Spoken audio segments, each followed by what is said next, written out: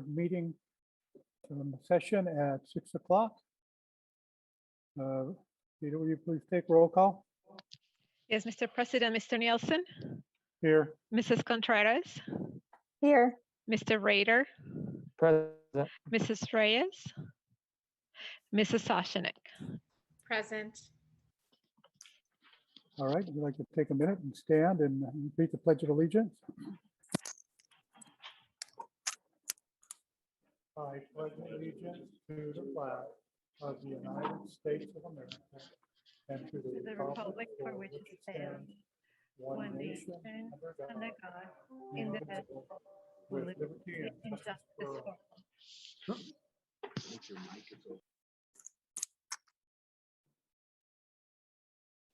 Thank you so much. Part of our moment of silence, I'd just like to take a minute as we think here of all the things that have happened this year, to be thankful for all those who have taught, worked, participated in trying to keep our kids educated and provide for them the instruments and tools that they've had available this year for their education.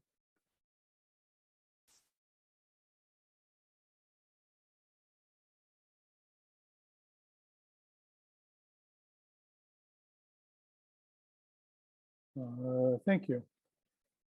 Next item, board member statement.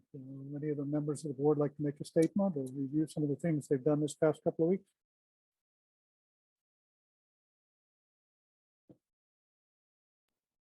Mr. President. Please, go ahead. Thank you, Mr. President. I'm sure this will come up in Dr. Freeman's report and then later on this evening, but I will mention that I was able to attend the Westside Impact Teacher of the Year presentation and just want to congratulate all of our amazing Littleton teachers that were honored during that ceremony, and just very appreciative to be a part of a great morning. I too, John, would like to say thank you to all the teachers. And I was impressed with the mere fact that when they put those pictures up of all the teachers, there was a statement as to why I like to teach and the importance of education. And each one of them had very positive statements, very positive acclamations of the things that they really love to do. I think the other thing I'd like to pass on is last Friday, I had the opportunity to participate in a video meeting with Country Place Leadership Academy.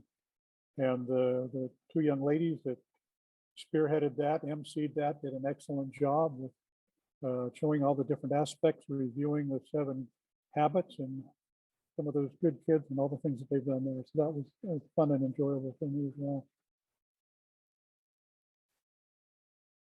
Any others? If not, Dr. Freeman, would you like to take a minute or two here?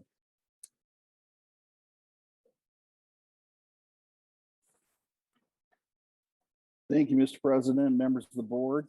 Buenas tardes a todos, and good evening to everybody who's joining us online. It seems hard to believe we're midway through May and the school year's end is upon us. I continue to be thankful for the Littleton family and our community, the way people have worked together to make this a successful year, all things considered, for our students in our community and the way people have conducted themselves. Every year at the beginning of May, we celebrate Teacher and Staff Appreciation Week. And I want to share my heartfelt gratitude for the incredible group of professionals we have here in the school district. Their strength, determination, and dedication have been remarkable as we continue providing the highest quality learning experiences possible for all of our students, and in innovative ways and ways that we had not really done before. There's a proclamation for teacher appreciation as part of the agenda today to recognize their contributions. And at the dais this evening, we're sharing with our board members some of the tokens of appreciation that were presented to district staff last week, thanks to the generosity of some of our partners. Last week, each of our teachers of the year were honored in a virtual presentation by the Westside Impact Organization in coordination with Grand Canyon University. That is the same thing that was referenced by Member Rader and President Nielsen. The ceremony was very well planned and executed, extremely well attended, with more than 200 people who participated, and delivered that way again the first time ever. So I thought, considering that we had never done that before, it came off really well, and they did a really nice job. We'd like to share more information about our honorees and our agenda later tonight, along with our retirees. But for now, I also want to extend my thanks to Mr. Nielsen, Mr. Rader, and Ms. Contreras, who showed their support by being in attendance. Around our schools, all the sites had daily activities and treats to celebrate teachers and staff. We're thankful to the site PTAs and various committees that took time to make our staff feel valued and appreciated. The list is really too long to go into the details, but there's a sample of some of the good things that were happening last week. For example, Fine Arts Academy in Estrella Vista celebrated with daily treats. PTAs did appreciation cards and gift cards for teachers. Special meals such as a nacho bar were provided. It truly is an honor to recognize all the teachers for their great work they've been doing, and all our staff for the positive attitude that they bring to work and to school every day. Some of you may remember the Project Citizen presentation from Trace Rios Service Academy. We had a board meeting last month. We're proud to announce that Trace Rios Service Academy's Project Citizen Club are state champions this year. And they won the presentation and portfolio competitions, earning a superior ranking in both. Judges in the state bar were impressed with the work of the Pumas and will be sending their portfolio on to represent the state of Arizona at the national level. Congratulations and best of luck to our in the national competition, and the hard work and dedication have really paid off for an exemplary representation of the Trace Rios community.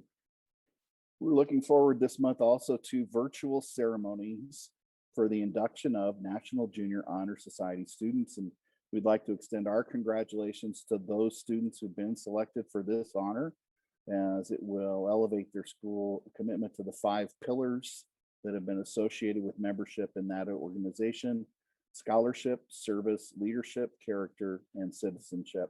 I've had the pleasure of attending a number of those through the years, and can tell you that meeting these outstanding young students really does help restore your faith in today's youth, and gives you an idea of the bright future ahead for so many of our kids.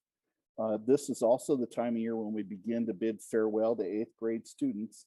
We've seen many of them grow from small children to wonderful youth, and we look forward to their future successes in the Kids at Hope destinations. A successful life is more than just work. It includes something one enjoys outside of work. It includes one's family and one's place in the community. We've taught these students to dream, visualize, and believe that with hard work, they're capable of success, no exceptions. 8th grade promotion will have 2 components this year, primarily for safety reasons, but building on the best of the last 2 years. There will be in-person ceremonies on Friday, May 21st, starting at 8, 9, and 10 o'clock, depending on your school.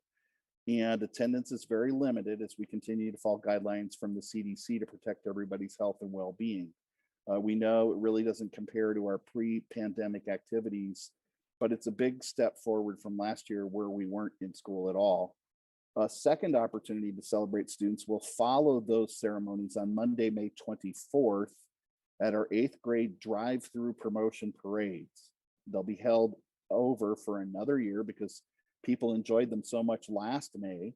We plan to have a lot of us there to cheer on the students. The parades start at 8, 8:35, and 9:10, depending on the school. So we'd ask you to visit your school's website or social media pages to be sure you get the right details for the right school.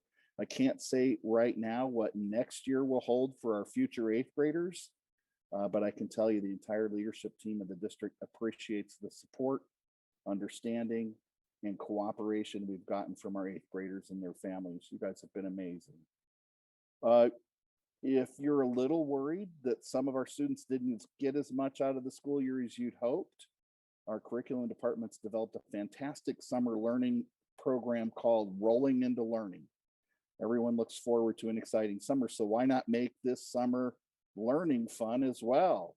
That's right, Rolling into Learning will roll out June 7th to run till July 1st, and it'll include free meals and free transportation. It incorporates math and English language learning for students in kindergartens through 4th grade and math assistance for students in 5th through 8th grades. As a thrilling conclusion to this summer adventure, students will participate, who participate the entire time will earn an opportunity to roll into fun and exciting field trip on the last day. We're looking forward to unveiling more opportunity details, so stay tuned. Wrap things up, I'd like to express our appreciation to Laura Reed with Valley of the Sun United Way for a generous donation of $12,500 in technology equipment, and to Matthew Florian with Worth USA for providing close to 5,000 face masks for staff and students. And Mr. President, that's all I have this evening. Thank you so much, Dr. Freeman. I've always liked hearing your report on what's gone on in the past several weeks. Ms. Vanderwater, would you like to take over our showcase this evening? Yes, President Nielsen, members of the governing board, Dr. Freeman, and community. I am excited to present to you 2 program showcase highlights for this evening. First, Collier Business Academy for Financial Literacy will showcase 2 of their capstone activities in partnership with Junior Achievement. Students and staff will share the program details and experiences with Finance Park and Inspire. The staff at Collier collaborated around a mission for their new signature school focus for business. The mission reads, to prepare students for the real world by showing them how to generate wealth and effectively manage it, how to create jobs which make their communities more robust, and how to apply entrepreneurial thinking to the workplace. These lifelong skills help students make informed, intelligent decisions about their future and foster financial literacy that will be highly useful in the business world. Principal of Collier Business Academy, Brian DeLessio, will present this evening's showcase. Mr. DeLessio. Thank you, Ms. Vanderwater. Good evening, Governing Board President, Governing Board members, Dr. Freeman, and thank you for allowing me to share some great things happening at Collier. As you know, we will soon be the Collier Business Academy for Financial Literacy. With this new focus, we have begun a partnership with Junior Achievement to educate our students with real-world skills around budgets and finance. Our 7th and 8th grade students have been participating in 2 programs this year, Inspire and Finance Park. Inspire, virtual career exploration fair that allows middle school students throughout Arizona to explore the careers of the future and equip them with critical work readiness skills to prepare them to succeed. Our teachers prepared students for this by conducting lessons about student career interests, creating questions to ask the companies, and planning for the virtual event that happened on March 26th. For Finance Park, the teacher-led curriculum includes 14 lessons in the classroom that culminate in a visit to Finance Park, where they apply their new knowledge to create a balanced budget during a simulated real-life scenario. Due to mitigation guidelines, the students will be engaged in Finance Park virtually this Thursday and Friday. I believe it's important for all of us to, all right. In the following video, Ms. Matei, one of our middle school history and social science teachers, will discuss the details of the 2 programs, and students Anaya, Michael, and Giselle will share some things that they have learned through these lessons.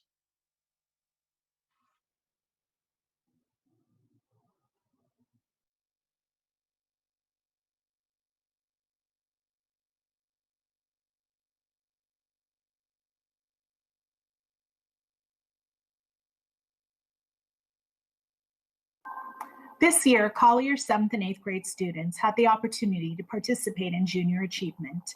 The Junior Achievement program was founded with the mission to inspire and prepare young people to succeed in a global economy. Teachers use the JA Finance Part curriculum in the classroom. The curriculum lessons teach students about personal financial planning and career exploration. In these units, students learn about income, savings, investment and risk management, debit and credit, and budgeting. But in addition to classroom lessons, this March, students had the unique opportunity to participate in a virtual field trip to JA's Inspire Virtual Career Fair. Collier students logged into the fair along with thousands of other students from across the state of Arizona. JA Inspire Virtual is a college, career, and trade conference that uses virtual technology to allow students to interact with exhibitors, participate in live webinars, and download career information and videos that will help guide them in their career choices. Exhibitors included community partners such as ASU, U of A, GCU, FedEx, Geico, Pima County Sheriff's Department, Mayo Clinic, Chase Bank, and the U.S. Army, just to name a few. Finally, this month, our students are excited to attend another virtual field trip, this time to JA Finance Park Simulation, where they will put their learning to the test. Using software, students will apply classroom learning by creating and managing a family budget based on a hypothetical life situation. Each student will be assigned a life scenario, which includes information such as their marital status, number of children, level of education, job, debt, and even their credit score. Based on this information, students will calculate their net monthly income and budget all expenses for themselves and their family. Once the budget is complete, the true challenge begins when they must make unexpected purchasing decisions that they may or may not have money for, all while ensuring they have enough money to meet their family's needs for the month. This fully immersive experience is designed to engage students as they delve deeper into the financial consequences of life choices and decisions impacting their long-term goals. We are excited to play a valuable role in guiding our students as they explore their career choices, learn to be financially responsible citizens, and climb to reach their goals and dreams for the future.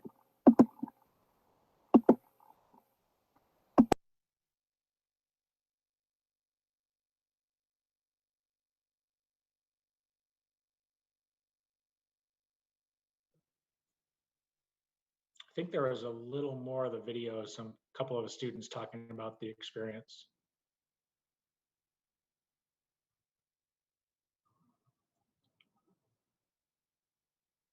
Thank you.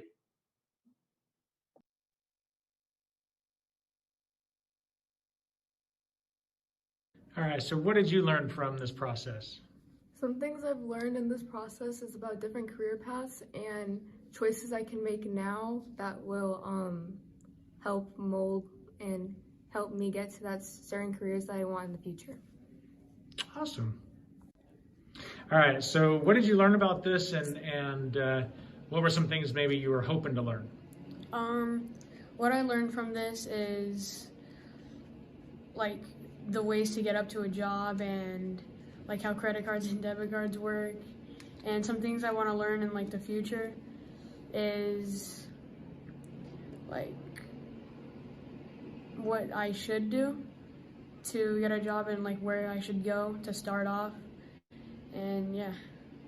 Is there a certain job that you were looking or interested in? Yeah, a broker, because I seen my stepdad do it and I look up to that. So I was interested in that. Awesome.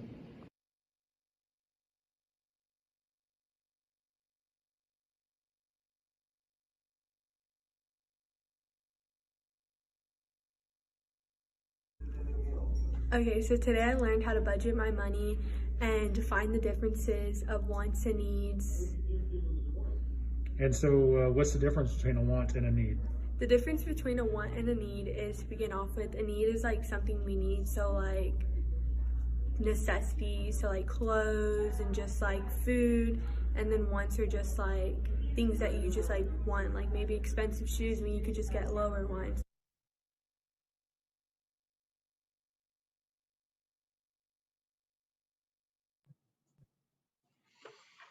All right, so thank you for that. Is there any questions?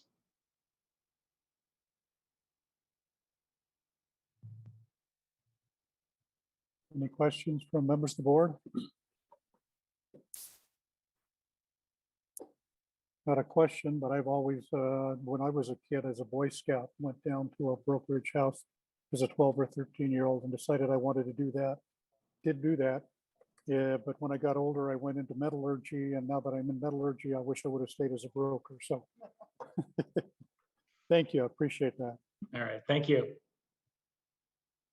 Thank you, Mr. DeLacio.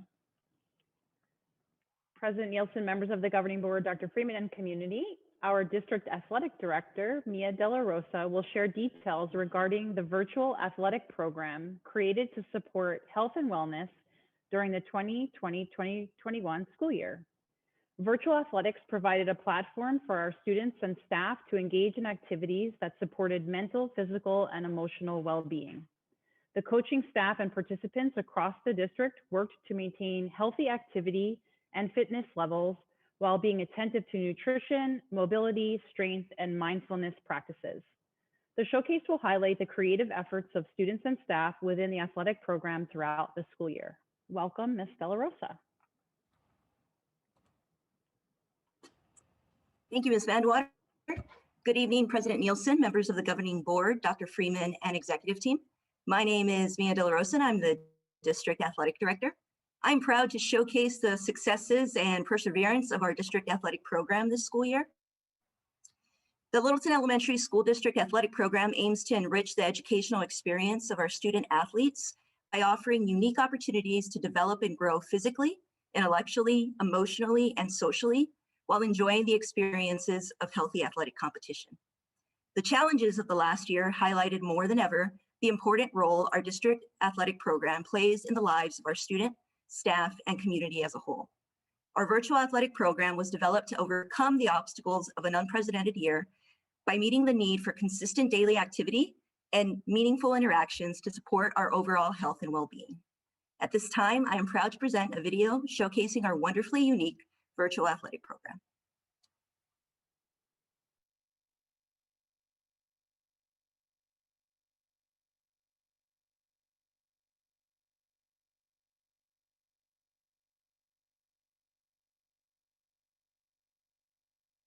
The virtual athletic program aimed to provide a structured framework for students to engage in activities that fostered athletic development by increasing sport-specific knowledge, health and wellness, and social-emotional learning. Deepening tactical and technical knowledge is a vital component of athletic development. The digital format of the virtual athletics program allowed for the expansion of an often underutilized coaching practice, offering the opportunity to heighten awareness of different game-like situations and variations through film analysis helps strengthen real-time decision-making and problem-solving skills. In the hustle and bustle of preparing for the next game, some critical layers of fundamental healthy habits are often overshadowed. One positive consequence of the lack of in-person competition was the elevated focus on daily decisions to improve health and wellness. Part of middle school athletic development is understanding the difficult athletic and academic balance necessary to excel as a student athlete. The growth as a well-rounded athlete requires a focus on developing skills that help our students challenge and elevate their potential in the classroom and on the playing field.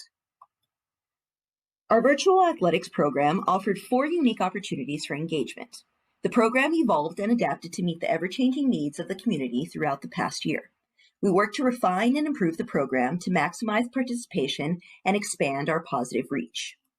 Clinic 1 allowed students to engage with peers and staff from different campuses while honing their skills in one of 3 sports-specific clinics. The battle for the banner met the desire to re-energize individual campus pride. While Clinic 1 allowed for fundamental skill development, there was an apparent need for a competitive layer to the program. Students used tracking sheets to highlight areas of growth and areas of improvement to develop personal goals for maximizing their potential in weekly competitions against opposing campus teams. These tracking sheets allowed students to recognize both individual and team achievements over the course of the program.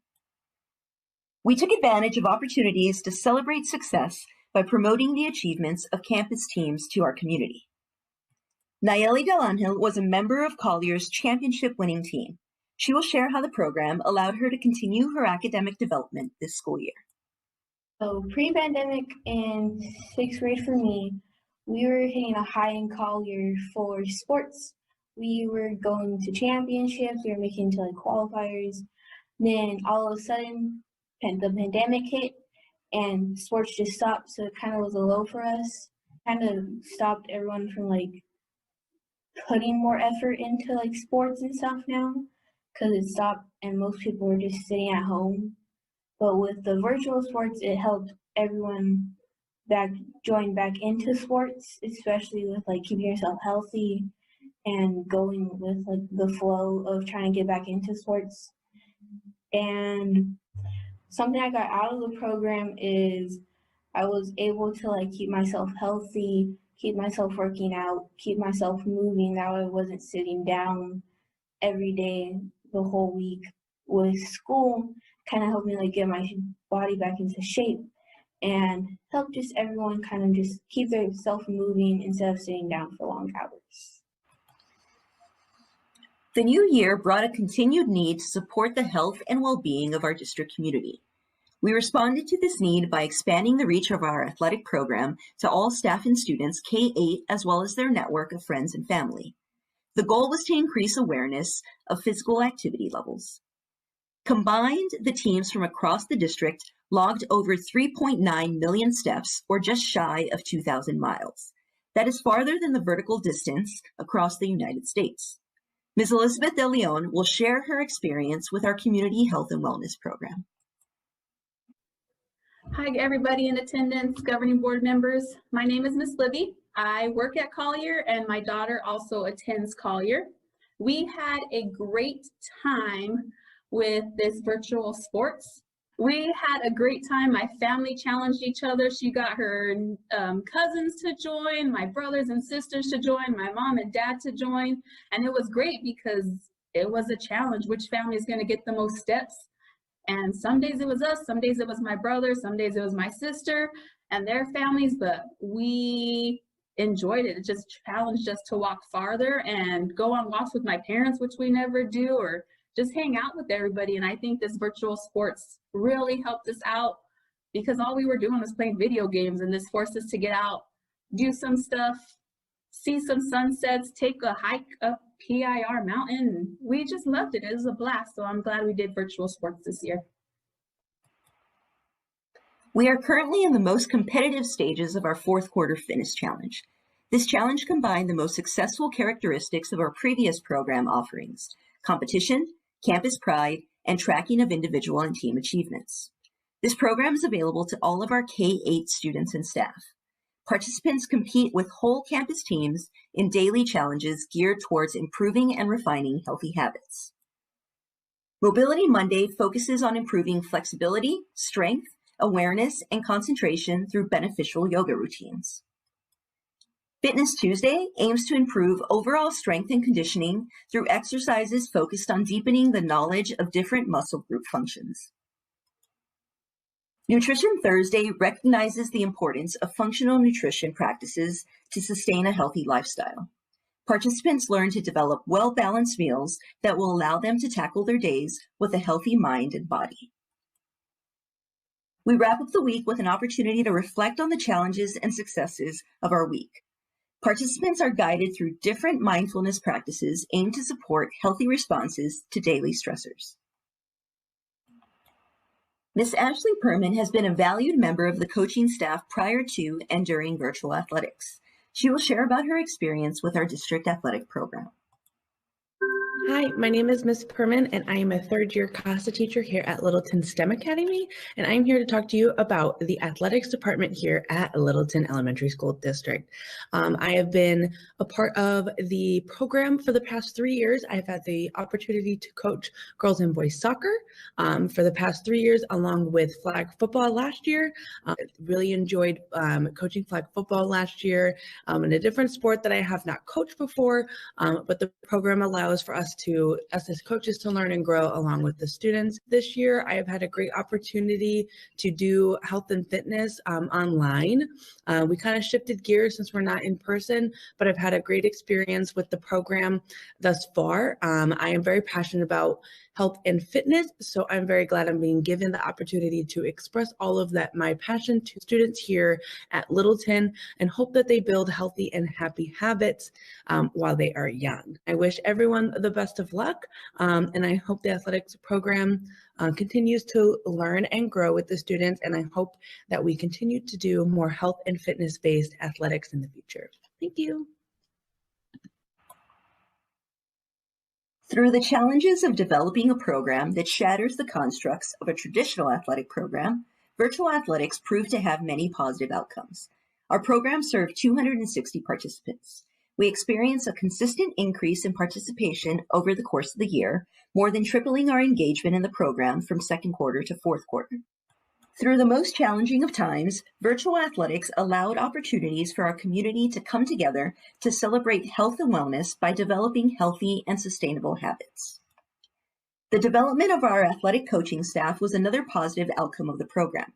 Coaches were forced to break the mold of traditional coaching practices. They rose to the occasion and helped create a program focused on the multiple layers of athletic development. The use of goal-driven learning outcomes combined with quality instructional practices will allow our athletic program to continue to grow and prosper in the years to come, regardless of the hurdles we face.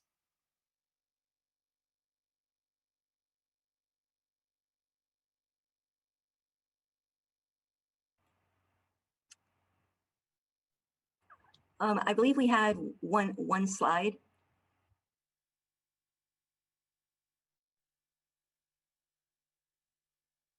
Thank you. In closing, I want to extend a special thanks to our creative and dedicated coaching and coordinating staff. Your efforts this year were remarkable. I also want to recognize Ms. Maria Williams and Ms. Vianney Fong, as well as the campus administrative assistants, for their endless wisdom. Thank you, Mr. Dan Budsman, for being the creative mastermind behind our promotional materials. Lastly, I'd like to thank Ms. Vandewater for her unwavering support, ensuring that our athletic program continues to grow and prosper for our student athletes. Thank you for the opportunity this evening to showcase our accomplishments this year. May I answer any questions the governing board may have? Any questions there from the governing board comments? Mr. President. Please, go ahead, John. Thank you, Mr. President. Well, first, I'd just like to comment. I know for many of our students, the importance of physical education and our athletic programs to not only their physical development, but their cognitive development and their engagement in school. So I really applaud the entire team for their efforts and their innovative efforts to continue these programs for our students.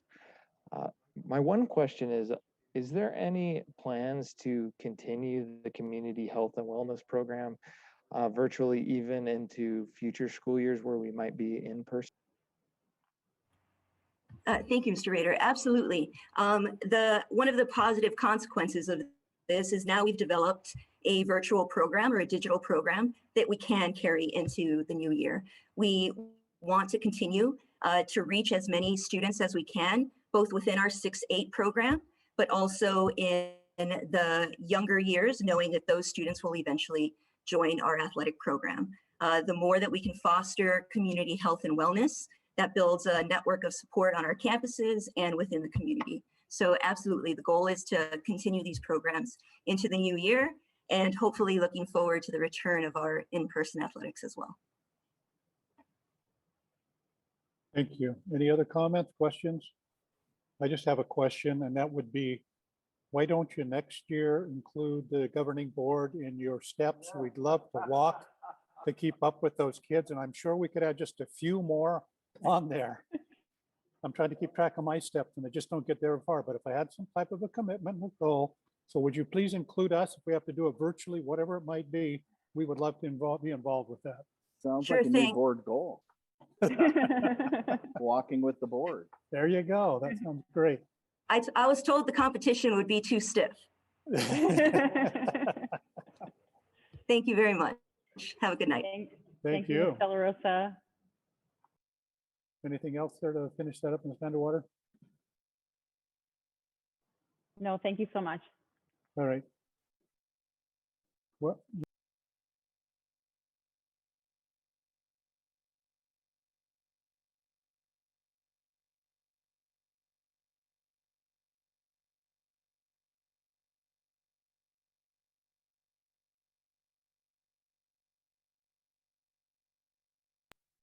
I'm sorry about that.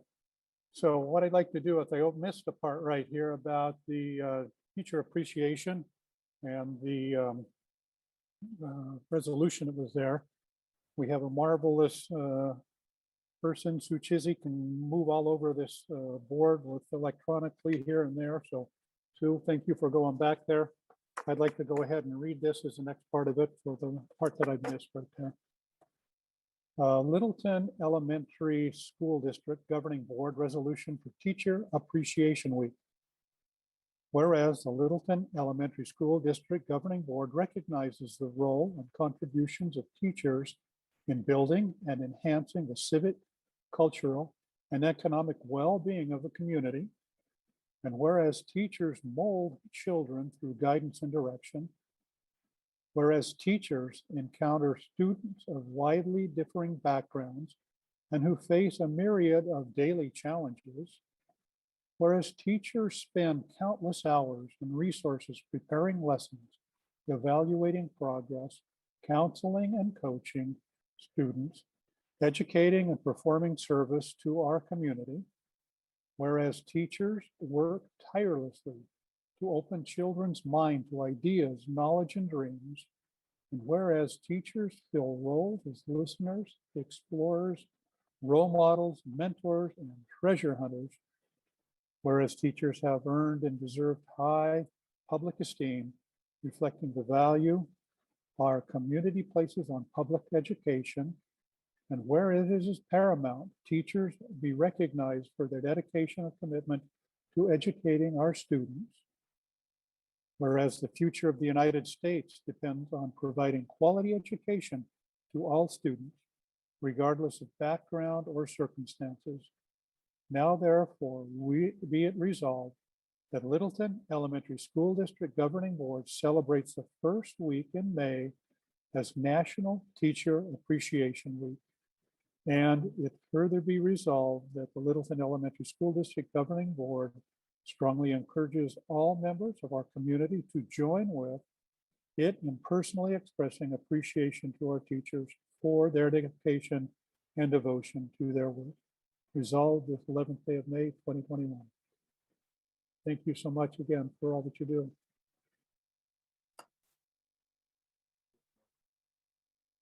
All right, so it's called the public. There's no call to public this evening.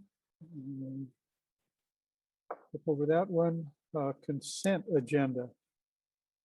Are there any members of the board that would like to pull any of the items from the consent agenda this evening? If not, let's go ahead and have a motion. This is Amy, and I move that the governing board approve the items submitted for consent. Thank you, Amy. This is And Sarah, and I'll second that. thank you, Sarah. Appreciate that. Mr. Ada? Niels, Aye. Mrs. Contreras, Aye. Mr. Rader, Mr. President, I need to recuse myself from this item due to a conflict of interest. Thank you, John. Appreciate that. Mrs. Soshanek, Aye. Mrs. Reyes. Thank you. The motion passes 3 for it and 1 abstain. Thank you again for your help and assistance with that. Next item. Ms. Vanderwater, back to you for the West Side Impact Teacher of the Year. President Nielsen, members of the governing board, Dr. Freeman, and community, I am honored to present to you this evening the West Side Impact Teachers of the Year. This year has been filled with amazing stories of teachers overcoming challenges as they work to support their students, schools, and communities. It is our honor to recognize their hard work as this year's Westside Impact Teachers of the Year. Every year, one teacher from each school within Littleton Elementary School District is voted by their peers to be their Westside Impact Teacher of the Year. Miss Amanda Catterall was chosen as Collier Business Academy's Teacher of the Year for her resiliency and being a dedicated and impressive educator. Ms. Catterall loves and cares for every student and puts forth every effort to make them confident and successful learners. Ms. Catterall is a helpful teammate as well as always willing to support everyone within the Collier community. Mrs. Stephanie Budsbin was chosen as Country Place Leadership Academy's Teacher of the Year for her dedication to her students, high levels of student learning, and support to the school. She has earned national recognition this year as the winner of the Gary A. Dickinson Teaching Excellence Award for her exemplary work in science and leadership. She builds incredible, authentic relationships with her students, families, colleagues, and community members. Ms. Chantel Ottens was chosen as Estrella Vista STEM Academy's Teacher of the Year because she consistently does things to improve student success and holds students accountable. She facilitates professional learning community meetings with collaborative and reflective agendas. In addition, she loves her students and they love and respect her in return. She has amazing strength and grit, setting such a good example for our students. She truly cares for her students and her profession and deserves to be the Teacher of the Year. Ms. Joanne Villanos was chosen as Fine Art Academy's Teacher of the Year because she is a dedicated professional in every sense of the word. She collaborates with her teammates, teachers in other grade levels, the administrative team, students, their families, and within members of the community. Everything Ms. Villanos does comes from a place of love, dedication to the profession, and commitment to all children. She is a role model to our community and someone we are proud to honor as this year's Westside Impact Teacher of the Year.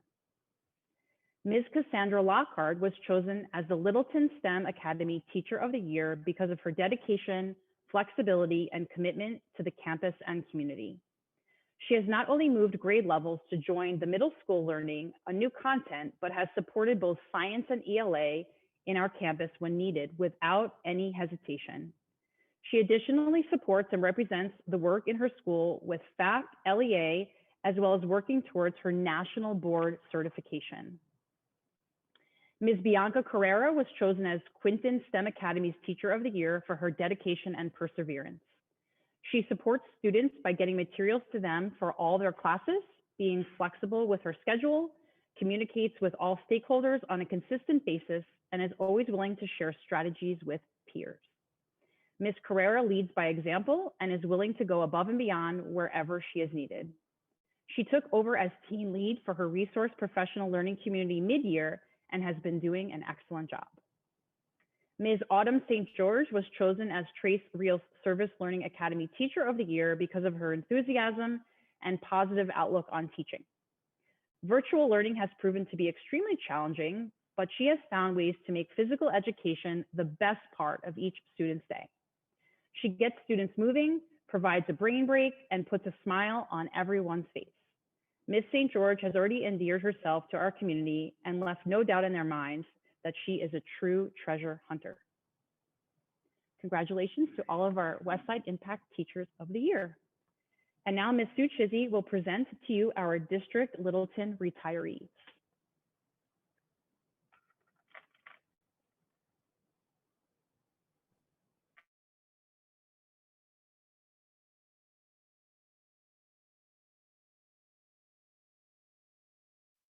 Thank you, Ms. Vandewater.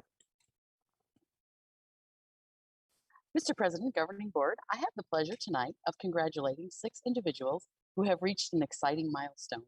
They have worked hard to build their career and can now step back and be proud of what they've accomplished. Allow me to share about our 2020-21 retirees. I'll start at the district office. With Mrs. Alva Rivera. Alva came to work in Littleton in 2014. Before joining Littleton Elementary School District, she was the records technician at Dizer. She is a huge asset because of her knowledge of special education. She is an awesome colleague who's willing to step in when needed. We want to thank her for her years of service to Littleton and her 10 years in public education. Alba, enjoy your time and know you'll be missed by your Littleton family. Next up, it is an absolute pleasure to celebrate the service of Mrs. Terry Fisher. For the last 15 years, Mrs. Fisher has served our district in the Human Resources Department. Prior to coming to Littleton, she spent a few years working in Osborne and Madison. Over the years, she has shared her knowledge not only to support our district, but other districts as well. Terry, thank you for a lifetime of service and unwavering commitment to the educational community. LESD will miss you tremendously. Next up, Mrs. Mary Logue. Mrs. Logue has been a huge part of the Littleton district for the last 13 years. She has been a valued member of the business resources team as the accounts payable specialist. Prior to joining Littleton, she was working in the accounting department at DISAC. She has extensive knowledge in school district accounting, and year after year, she's had no audit findings, which means she takes care of business. Mary, we wish you well as you move on to new adventures. Thank you for the liveliness you brought to the office. You will really be missed. Our next retiree is Mrs. Sharon Hines. For the last 14 years, Sharon has been part of our Littleton family. Prior to coming to Littleton, she served our country. She had over 20 years of service before retiring from the U.S. Air Force and becoming a teacher. Mrs. Hines has spent most of her teaching career in the Littleton School District. She has worked with our exceptional students as well as our youngest learners. This is her second retirement. Congratulations, Sharon. Now, on to our teachers. Mrs. Jackie Davis has worked for the Littleton Elementary School District since 2006. She began teaching kindergarten at Country Place when it opened and has remained at Country Place for the full 15 years. She was awarded Teacher of the Year not once, but twice. Once in 2007 and again in 2014. She was also nominated for ELD Teacher of the Year for the state of Arizona in 2018. Jackie has spent 24 years in education. 9 years as a paraprofessional in Michigan and in Arizona, and 15 years as a teacher here at Country Place Leadership Academy. Mrs. Davis, thank you for all your years of service, and thank you for creating such a strong foundation for so many of our kinders. Mr. Paul Budge has been teaching for over 20 years. In 1997, he started working in Paradigm Alternative School in Texas, which sparked his passion for teaching. In 1999, he continued with his degree in Arizona and substitute taught until he graduated from ASU in 2002. In 2017, Paul joined the family at Country Place Leadership Academy. He started off as a full-time para and then moved to teach 8th grade social studies and then on to teaching technology to students in grades K through 8. Country Place sends you a million thanks for your contributions that may help make the school so remarkable. So in conclusion, I'd like to add one last thank you to all of our retirees for all of your hard work and dedication. You are about to become your own boss. Enjoy. Thank you very much. Appreciate that. You got to be careful when you're your own boss. Next item, Ms. Kelly. Would you like to review those things with us?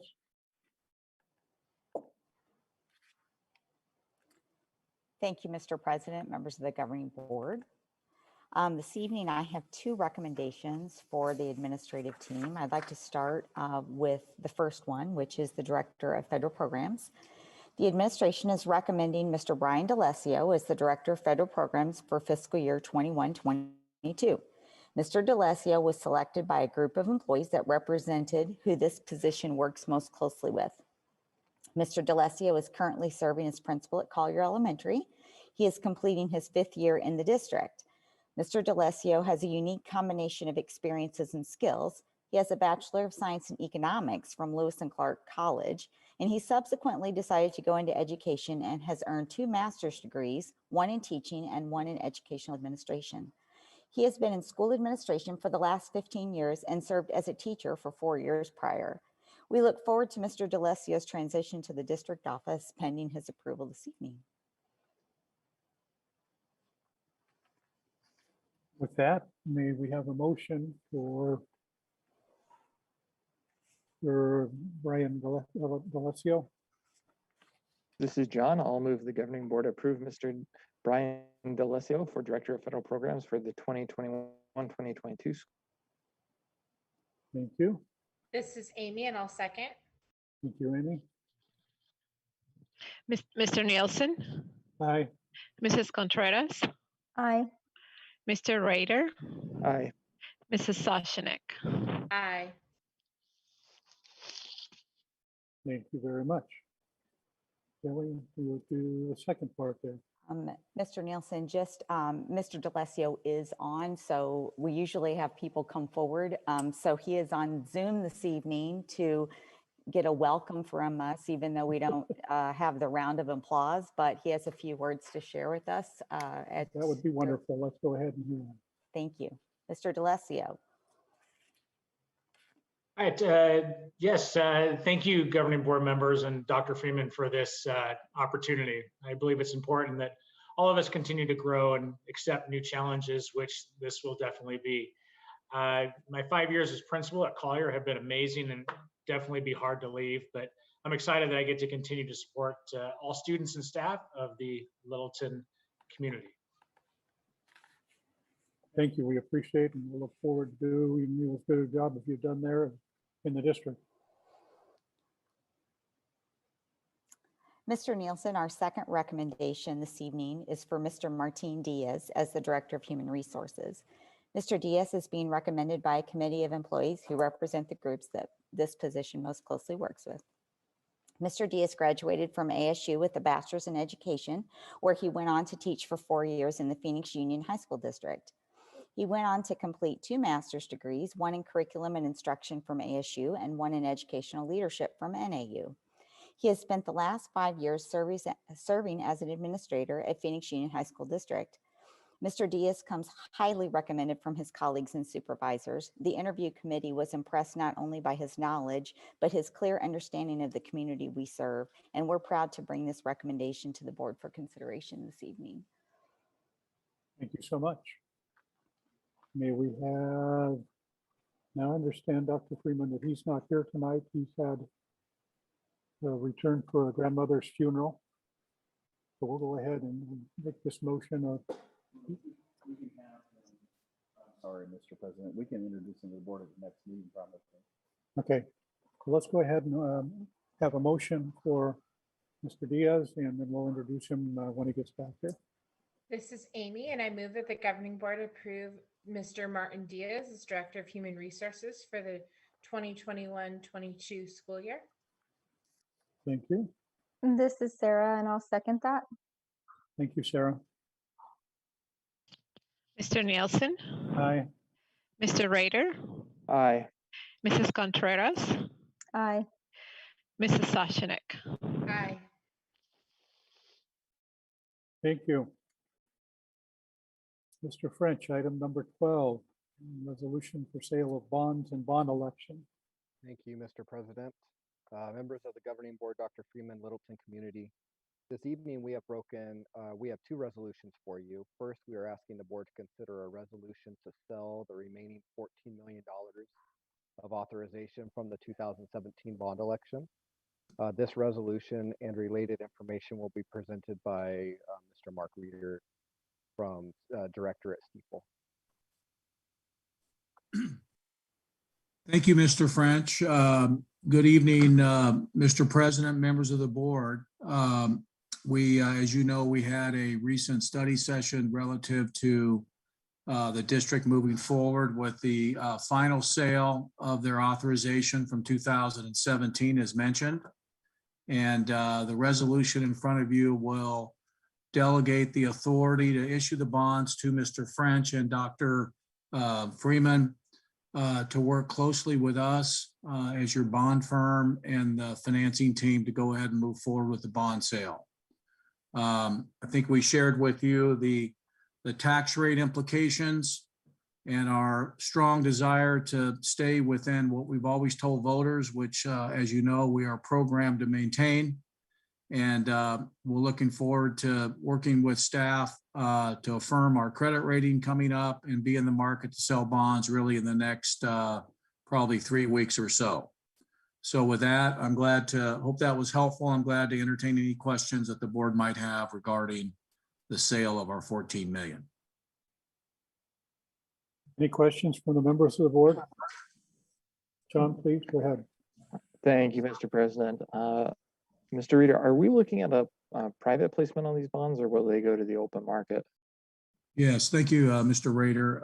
As we had shared with you previously, we're going to amortize these bonds over a longer period of time so that we can, control our secondary tax rate. So that lends itself in this market to a public sale of bonds, and we'll move forward accordingly. Other questions? If there's no further questions, do we want to take an action on that one, or do we need to wait for the? We'll take an action on that one first. Yes.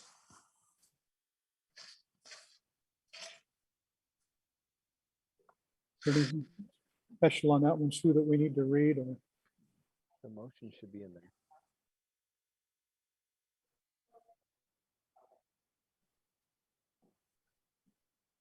This is Amy, and I recommend that the governing board, can we scroll up a little bit? Okay. I move that the governing board approve the presented resolution providing all matters relating to the sale and issuance of the school improvement bonds of the district, including delegation to the superintendent and the chief operations office of the district to determine certain matters related thereunto. Thank you. And I'll go ahead and second that this evening. Mr. Nielsen, Aye. Mr. Rader, Aye. Mrs. Contreras, Aye. Mrs. Soshenik. Aye. Thank you. Still in connection with that, item B. Yes, thank you, Mr. President. Secondly, we are asking the board to consider a resolution ordering and authorizing Littleton to place the $15 million bond we had spoken about in prior meetings for the November 2nd, 2021 general election. Mr. Reader will also be available, as well as our bond counsel, Mr. Paul Gales. Any questions on that from the governing board this evening? If not, may I have a motion on that? This is John. I'll move the governing board to adopt a resolution ordering and calling a special bond election to be held in and for Littleton Elementary School District number 65 of Maricopa County, Arizona on November 2nd, 2021. Thank you, John. I will go ahead and second that. Mr. Nielsen, Aye. Mr. Rader, Aye. Mrs. Contreras, Aye. Mrs. Soshenik. Aye.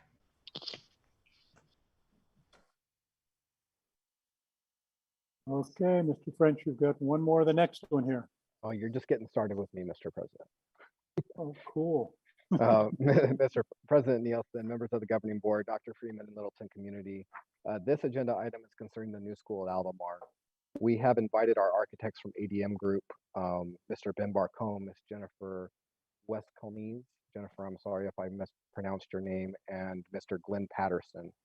They will be walking us through the site plan as well as our plan for phasing the construction of the school if necessary. Good evening, Mr. French. Can you hear me? I want to make sure you all can hear me. We can. Okay, great. My name is Jennifer Westcolnese. Good evening, Mr. President and members of the board. Thank you for having us with you tonight to present the next version of the conceptual site plan that we've been working on for the Alamar school site. We do have a PowerPoint presentation. Are you able to bring that up for me, Mr. French?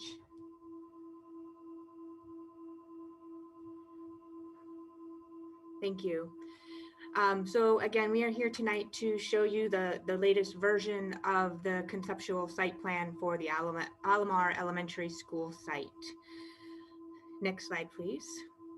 As just a quick reminder of where the Alamar site is located, it is basically in this area. The development is currently under construction, changing every day, and the Google Maps that can't seem to keep up with the current images, but this is the general location of the site. Next slide. This is our overall site plan. I know that you all have seen versions of this in the past. I'll briefly describe some of the changes that may have happened since the last time you saw the site plan. I know that there were comments on particularly the parking and making sure that we had definitive separation between our bus drop off, our student drop off, our parent area parking visitors versus our staff. So that's really probably one of the biggest changes that you see on this site plan, in that at the front of the site, we do have two main entry points into the site. One on the left side of your screen is primarily for parents dropping off their children, as well as whatever the school decides, if that parking lot is for staff or for visitors, but that would be zoned as such. The student drop off is designed so that it has a long queuing lane so that it can get the cars off of Broadway Road so that there's not a big backup during pickup and drop off. The mirror image almost parking lot on the other side would be primarily for buses, and you can see how the buses are lined up there. You could have a potential, this shows 7 buses, and they would enter the site, and then as they were exiting, they loop around and come through the parking lot. This lot might be better suited for staff parking, just so that there's not public interaction with the buses, and try to minimize that as much as possible.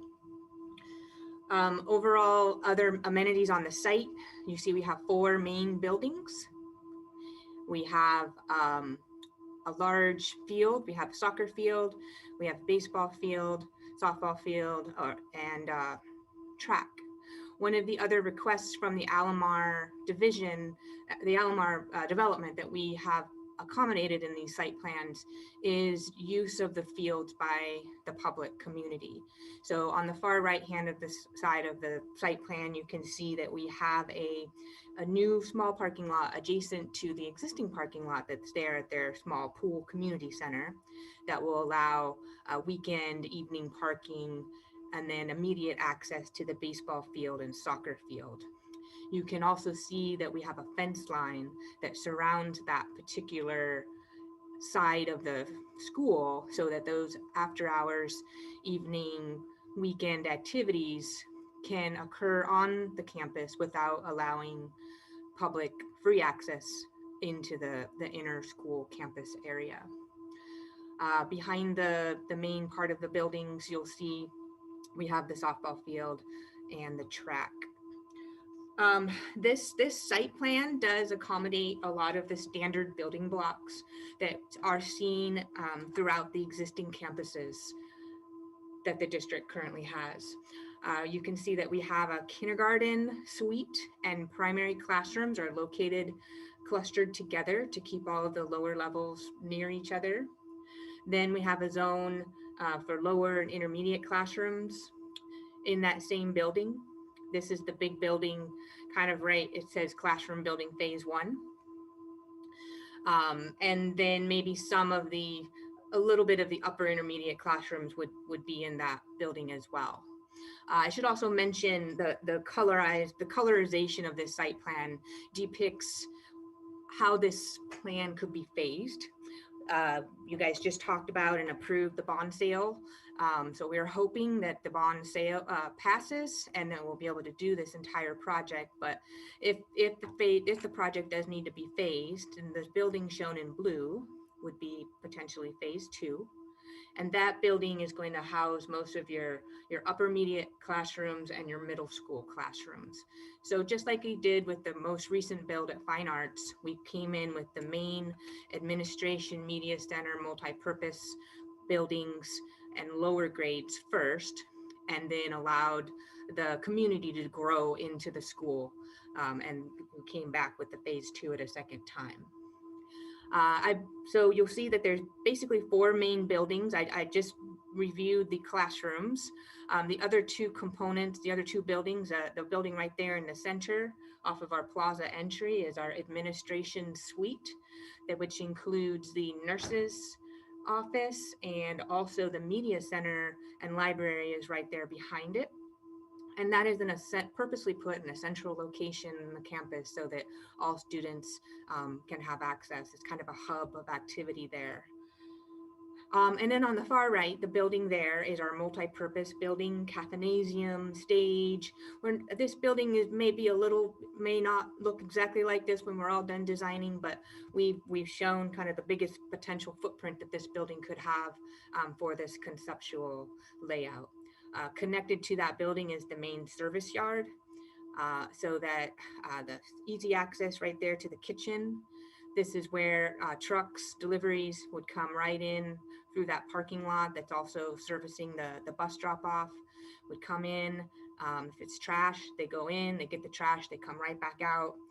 It also it has a portion of the fire lane that goes through it, and that fire lane surrounds the entire back of the school so that the school is safe for fire access.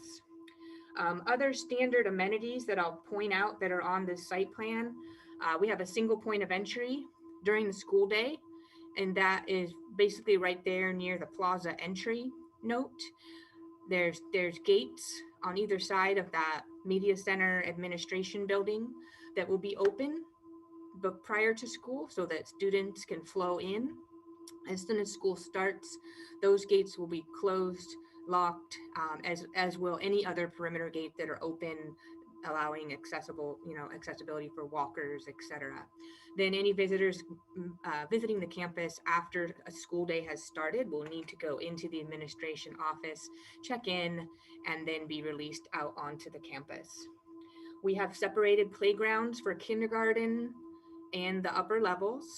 As I briefly touched on earlier, the kindergarten playground is right there up front with its own separate wall around it to keep the youngest children separated from the older children. And we do have two other play structures that would be on the site on the back side of the field, along with teller balls, 4 square, 2 square, and some basketball courts as well. We have the 3 shaded play structures, some seating areas, and then also I already mentioned the soccer field, the basketball courts, baseball diamond that can be improved, and softball diamond, and then the 50-yard sprint track. And then of course we also include the standard amenities of bike racks. Alamar has a very good community network, parks and accessibility throughout their development. So we're really hoping there'll be, a lot of walkers, bike riders, etc. So that in summary is where we were at with our conceptual site plan. Does anybody have any questions, or Mr. French, would you like me to address anything else specifically at this time? Any members of the board have any questions or comments? This is Mr. Rader. I have a question, Mr. President. Please, go ahead. So for the primary entrance area for parents doing drop off, is the ingress egress just 2 lanes? Off of the Broadway, it would be designed as, well, right now it's conceptual. Right now it's shown as 2 lanes. We could potentially have it be 3 lanes, but I would also like to point out that to the left of our site, you can barely see it, it's very faint, but there is a road. If you look at that little white car that looks like it's starting to make a left turn, if that white car, instead of turning left, decided to go straight, there is a gate there that will go onto an asphalt road that is part of the park system. So it is another outlet to allow vehicles to get off of the site during high volume traffic times. So some of the people may decide to go straight and go through the park and go more around to the other side of the site to get out of the more congested area. So, and those are things that we'll start to look at in more detail as we move into our next phase of design. No, thank you for that explanation. I guess to the point you just made, I would hope that we would clear that with the Alamar community prior to that being a plan, because I could see some frustration from them if we did start to see us filtering potentially high volumes of cars into their community park drives every evening.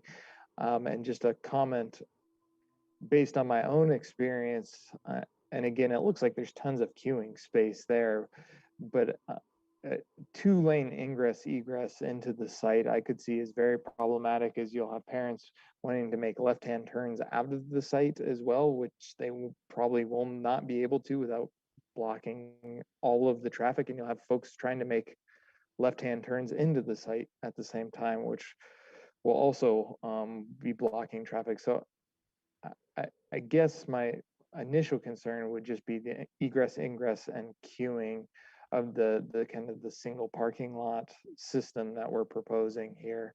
I'm certainly not a traffic engineer, so if this is what Alamar and the city traffic engineer is recommending, then of course I defer to the experts. But just as my experience of going through some of these lines on a daily basis, I would say that that doesn't seem like it's going to work. And then my other, I guess, general question would be, I guess you semi-addressed it with the service yard component, but it seems to me that the multi-purpose building would typically be at the center of our sites, given that the cafeteria is a location that all of our students are going to go to all of the time. Again, not an engineer and architect, but I guess an initial look, my concern would be our students in our blue building or phase 2 building. You know, it's a fairly decent walk for them to and from the cafeteria on a daily basis. And that's not only an opportunity that cuts into their lunchtime, which I know we've dealt with recently, but it's also an opportunity. More time spent outside is also time to potentially get into more trouble. So I know you elaborated on the service yard. Is that the primary reason that multi-purpose building was placed kind of to the side and not in the center of the complex? That's certainly one reason, but one of the other important reasons why the multi-purpose building is located where it is because of, again, that community access and trying to cluster all of the amenities on your site that could potentially be accessed by the community to one side, so that maybe somebody is renting the gym and the fields, and then they're using that particular parking lot there. So that is another reason why that building is where it is right now. Okay, thank you. Thank you, John. Any of the rest of you have any questions there? Not, I do have one, just a little more pursuant to what John had said there on the left side there, where the Alamar Park is. I thought at one time there was some comment that if they had, I don't know, 4th of July fireworks, or if they had some type of a concert or something at the Alamar Park there, that they had so many parking spaces there, and if there was an expansion of parking spaces, they could come in and use that one there on the left side. Is that still part of what we need to plan for? Is that one of the reasons for the gate, or can they use that and walk through when they have large activity?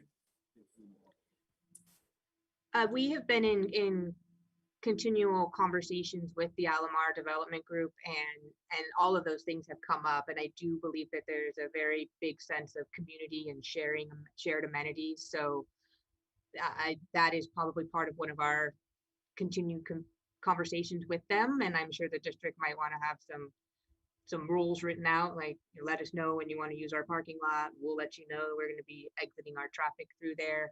They did specifically request that gate be there, and also a pedestrian access point there as well. There's a tiny little white sidewalk that goes right by that gate and that roadway as well.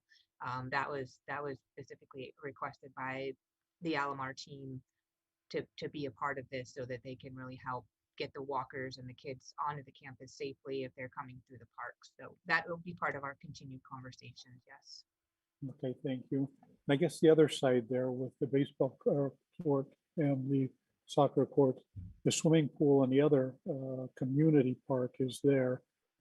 And I think that parking lot that you've got there highlighted in light white or whatever exists. So the one that's in gray would be an extension or a mirror image of that. It looks like it's just a mirror image flopped over there, and that would again be, yes, that one there. Yes, that would be an extension of the existing parking lot that's already there today.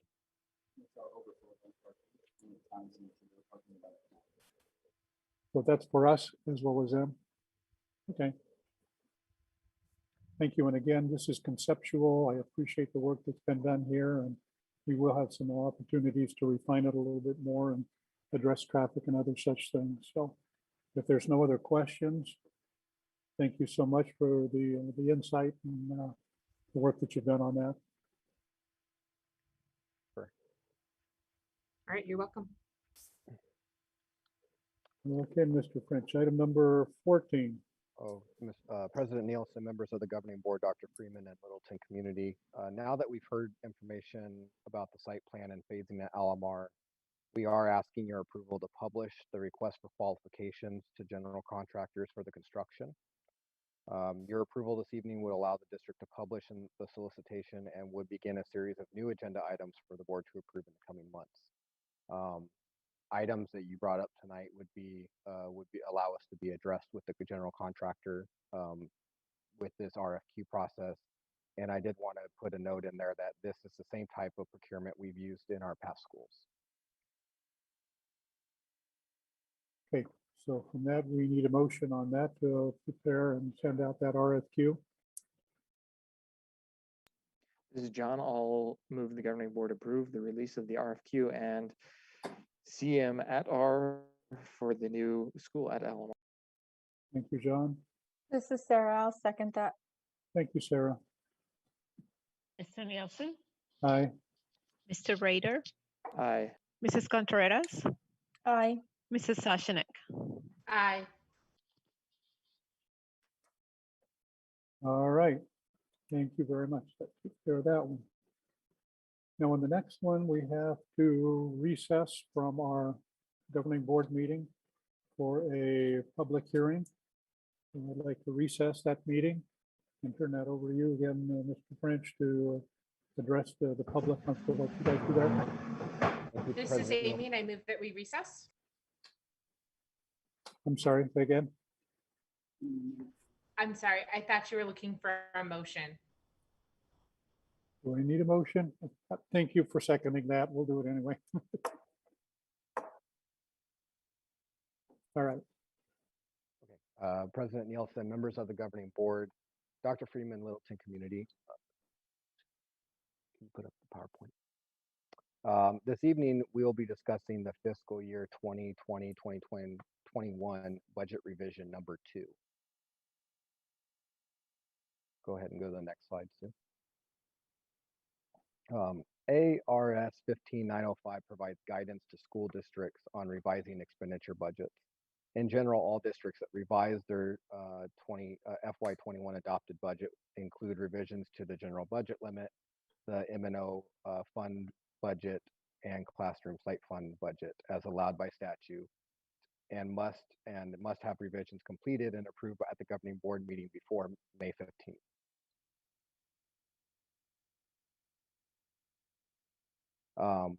We spoke about this executive order briefly during our December budget revision, but I would like to review it again because this executive order will have a significant impact on this revision. Executive Order 2020-44 addressed a couple of items that affected the funding, how students are counted, and the budget. The executive order specifically addressed how students learning in a distance model will be funded. Littleton opened the school year and spent the majority of the school year in a distance learning model. The district was required to count students during distance learning as AOI for purposes of funding and report that percentage to the Arizona Department of Education. The district provided this information at the 40th day. The 40th day, we were at 98.6% online, and again in April. Our April report indicated that 84.44% of the school year, our students participated in a distance environment.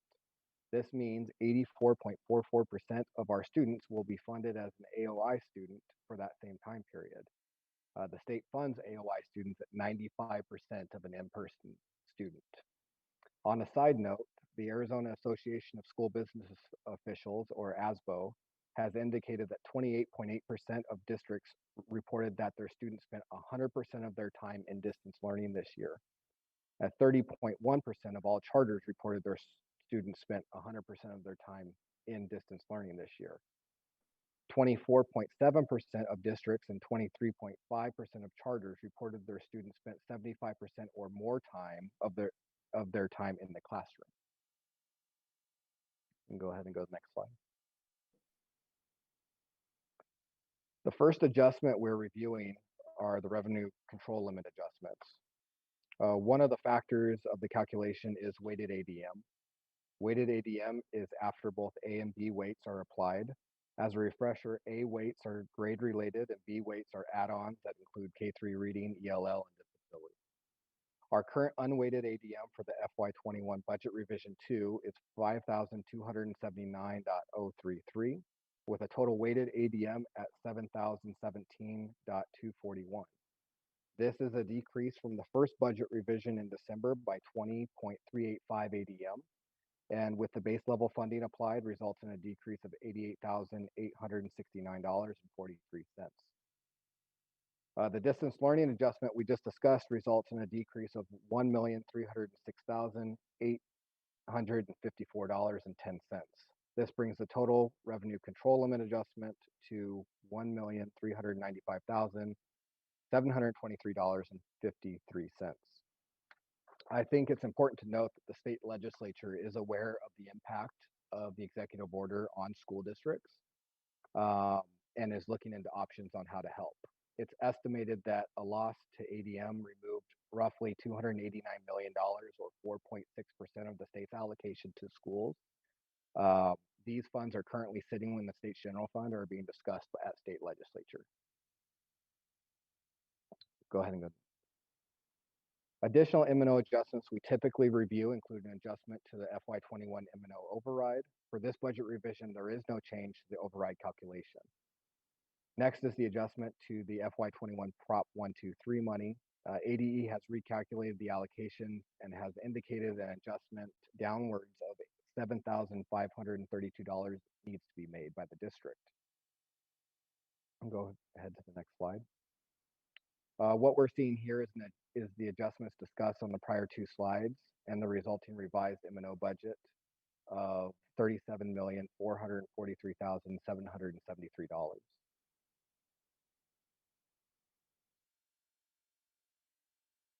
What I'd like to point out on this slide is with the revision, we're projecting a carry forward anywhere from 2 to 5.5%. This will mainly depend on what the legislature decides to do about the governor's executive order. We will have more information regarding the carry forward once we close out fiscal year 21 and present the AFR for the board's approval in October.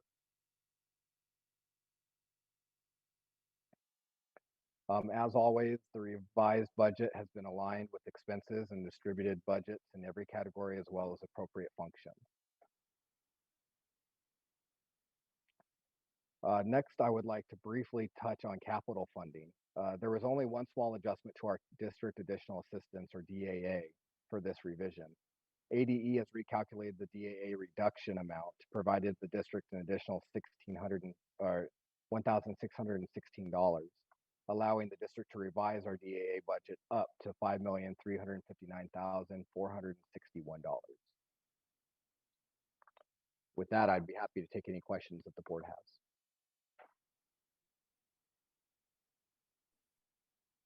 Any questions, Mr. French, from the board members this evening?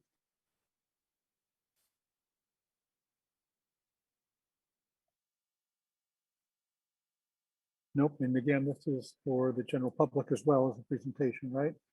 Correct. If there's no questions or comments, I have a motion to reconvene.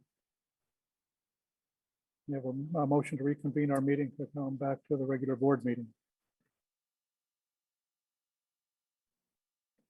I'll move the governing board reconvene at 7:23 p.m. Thank you, John. This is Amy and I'll second. Thank you, Amy. Mr. Nielsen, Aye. Mr. Rader, Aye. Mrs. Contreras, Aye. Mrs. Sashanek. Aye. Thank you. Mr. French, as you've made that presentation to the public, I have number 16. Looks like there's some action on the same material that you've just gone over. Yes, Mr. President, what we're doing is asking that the board adopt the revision number 2. This is Amy, and I'll move that the governing board adopt the revised expenditure budget for fiscal year 2020-2021 as presented in the authorization of expenditures to the M&O section in excess of any subsection provided. Thank you. I'll This is second. Sarah. John.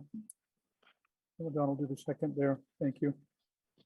Mr. Nielsen, Aye. Mr. Rader, Aye. Mrs. Contreras, Aye. Mrs. Sashanek. Aye. Thank you very much, member. Appreciate that. Ms. Kelly, back to you. Looks like we're just going around the room here this evening. Thank you, Mr. President, members of the board. This evening, I'm bringing forward the Classroom Site Fund Plan, formerly known as 301.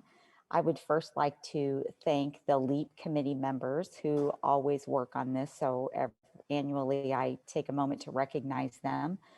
Bertha Plaza, Brian D'Alessio, Cynthia Landis, Danielle Van Dalen, David Cooper, Eileen Rosas, Carrie Pitcher, Linda Stollard, Margie Hourahan, Melissa Saucier, Mia De La Rosa, Scott Popovich, Sue Chizzy, Terry Fisher, and Yusra Millenbaugh.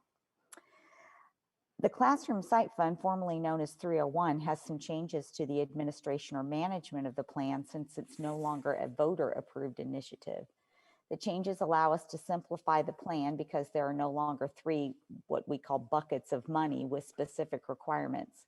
Recommended changes to the plan include condensing the 5 components into 3. Component 1 is professional performance, 2 is quarterly measures, and 3 is student achievement. There are 2 content changes to the plan. The option to take a college class was removed so as not to conflict with salary movement opportunities.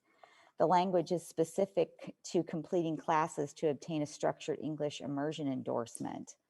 The second change is moving the Google certification from other measures component, which is now component 2, to a choice option in component 1 under individual teacher goal. Can you show the slide, Ms. Chizzy? I'm sorry, there's one slide at the very bottom. I'm so sorry. Yes. Sorry, I wasn't looking at my screen. The quarterly measures will continue the parent engagement expectation of documented 2-way communication by teachers to families. There's no change in the dollar amounts attached to the components, and even though teacher approval is no longer required, the LEAP committee recommended to continue this practice. So we sent out a survey and 88% of teachers approved the plan. Administration is requesting that the governing board approve the 2021-22 Classroom Site Fund Plan.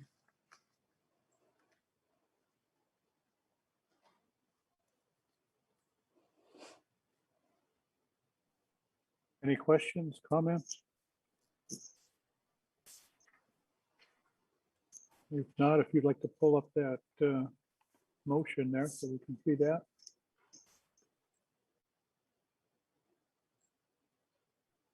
This is Sarah. I'll move that the governing board approve the Classroom Site Fund Plan for the 2021-2022 school year. Thank you, Sarah. This is Amy, and I'll second. Thank you, Amy. Mr. Nielsen, Aye. Mr. Rader, Aye. Mrs. Contreras, Aye. Mrs. Sashanek. Aye. That one passes as well.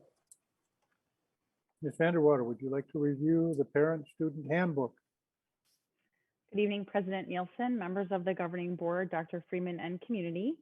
Tonight, I will be presenting to you a few updates and highlights to our parent-student handbook for the 2021-22 school year.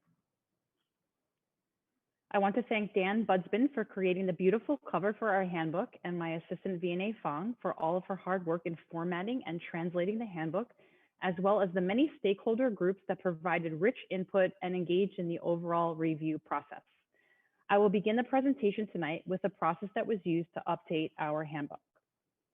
We began the review process by asking for input from many stakeholder groups, including site secretaries, deans, assistant principals, students, directors, executive team members, coordinators, and supervisors. Each stakeholder group was provided with sections that directly relate to their roles and responsibilities and provided feedback and necessary changes for the 21-22 school year. Finally, parents on the Parent Advisory Committee were provided with sections regarding dress code, school safety, parental involvement, and guidelines to provide their feedback. The Parent Advisory Committee shared an innovative idea that I will highlight this evening as an additional item we included in the handbook for the next school year. A school's parent-student handbook is one of the first and most important resources that new and returning parents and students receive. When questions arise, this is the guide to which parents, students, and administrators turn, so a quality parent handbook like ours is essential. As we updated our handbook with new personnel, new schedules, and dates for a new school year, each stakeholder group examined it through the eyes of an incoming and returning student and/or family. Our handbook includes elements such as an introduction to the school district, a directory of staff members, information about educational programs, attendance information, and a calendar of events. However, in Littleton, we make the most of our parent-student handbook with additional components and more detailed materials. Listed on your screen is a list of our Littleton handbook sections. In the next part of this presentation, I will provide a review of what content was changed and added to a few of the sections. You will see a section and page number at the top of each slide, along with a content addition or change in green text, so you can follow along if you choose to do so.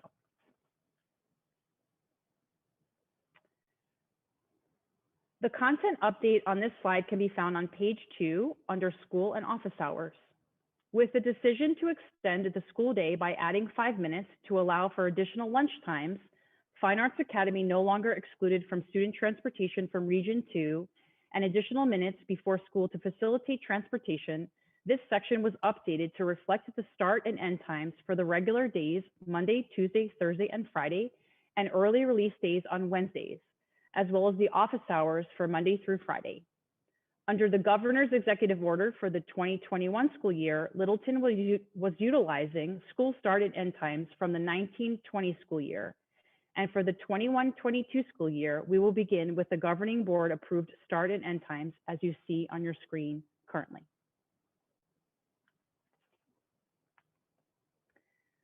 The content update on this slide can be found on page 7 under athletics. Littleton Elementary School District was excited to announce and implement this school year our new virtual athletic program, as you just heard in our showcase.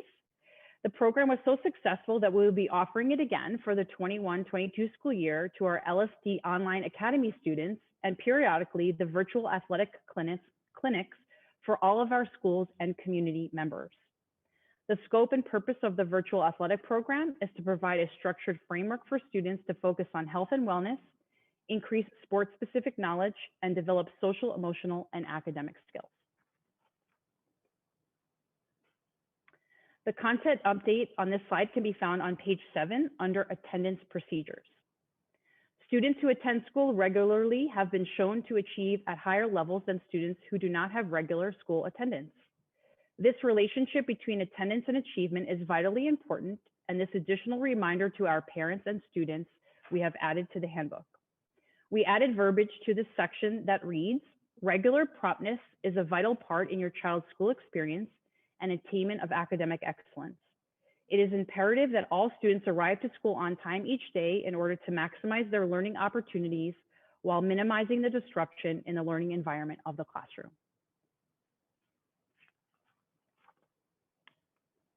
This content update can be found on page 14 under food service.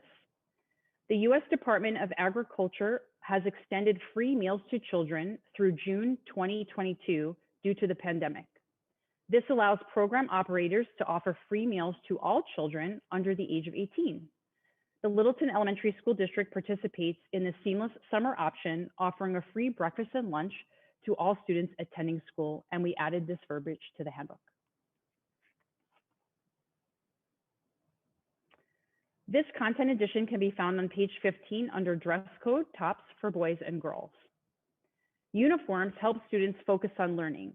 They set the tone for the proper work attitude in the classroom, reducing potential behavior problems and improving performance.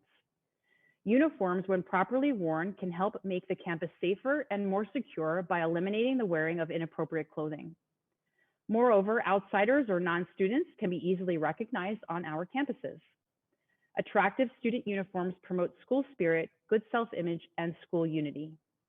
Just as an athletic team's uniforms promote unity and spirit, so do our school uniforms. Our Littleton student dress code for success will follow the uniform guidelines outlined in the parent-student handbook and held accountable in our schools.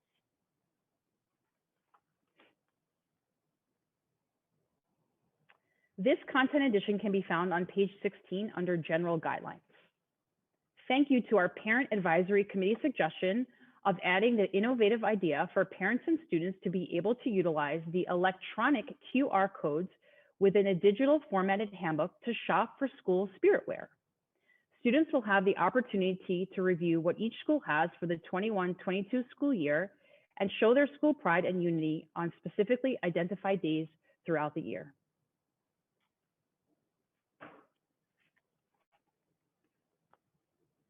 This content edition can be found on page 19 under the LSD Online Academy. We are so excited to be able to offer our community as part of the school choice option, a new option, the LSD Online Academy. Students who have found success with the online dynamic digital learning will be able to continue on this path with our new online school. This option offers the same curriculum as in-person students. Our own highly qualified teachers will teach our online classes. It will be important to build components of the parent-student handbook for this experience, and we will continue to work collaboratively to add the expectations and structure for our online academy students. Currently, we have listed on page 19 the educational philosophy and are working on the remaining components of this section. This is a work in progress and will be live prior to the start of the school year. This content update can be found on page 32 under student enrollment. Littleton Elementary School District welcomes families into the district, even many that reside outside of our boundaries. We are dedicated to providing our students with a quality education that is both challenging and exciting, with special consideration for individual needs. We proudly welcomed hundreds of students from outside of their boundaries and back from the charters each year.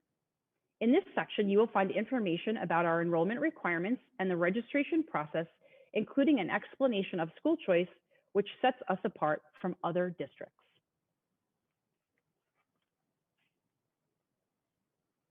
This content update can be found on page 33 under student enrollment. Once enrolled in the Littleton district, students have choices when registering for schools. The Littleton district has a single attendance area, which allows for families to request programs, which may or may not be in the neighborhood school, and families may choose to send siblings to different schools based upon the interest of each student. Our schools and their leaders have updated their signature school focus paragraphs.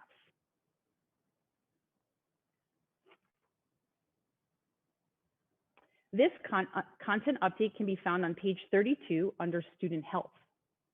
The Littleton Elementary School District is committed to providing a learning environment that promotes and protects children's health and well-being. Included in this section is student health procedures and information. To maintain healthy students, we encourage them to practice washing hands, sanitizing, and wearing a mask when appropriate.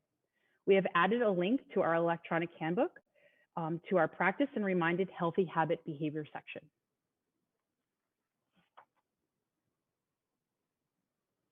This content update can be found on page 35 under student health. General guidelines. As an added reminder, with a pandemic, Littleton has created health precaution reminder flyers for our parents and our students to know when it is best to attend school or when to remain at home. There has been a link added to this section of the handbook for additional health precautions.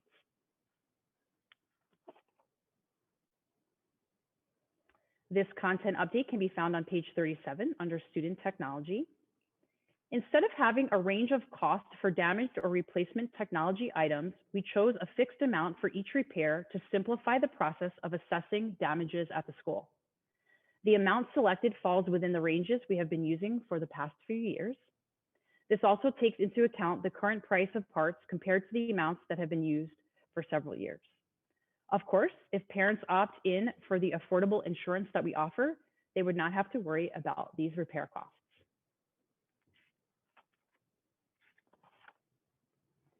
This change is not found on a page of the handbook, but will be communicated to families and students before the start of the school year and throughout.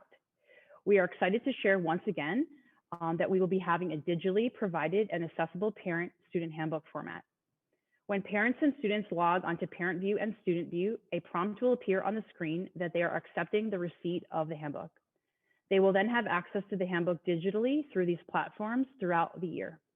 We are encouraging all of our families and our students to become users of these platforms because they contain lots of great information about their child and student. This is the one way to get them used to using this platform. We will have some hard copies available in front offices in both English and Spanish for those families who request one. And at this time, I would be happy to answer any questions or hear any comments about the handbook for our next school year. Thank you so much. Members of the board, any questions, comments?